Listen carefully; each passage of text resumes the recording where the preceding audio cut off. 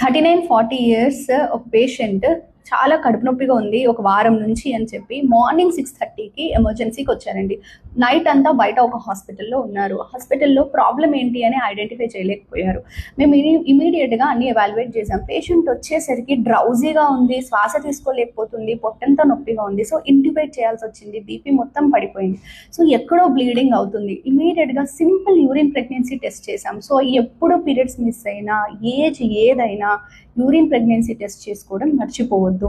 Then we diagnosed her as an ectopic pregnancy. So ఇమీడియట్గా blood ready చేసుకున్నాం, థియేటర్కి shift చేసుకున్నాం, సర్జరీ చేసాం. ఒక్క 5-10 మినిట్స్ లేట్ అయినా పేషెంట్ ప్రాణాలు ఖచ్చితంగా పోయేవి.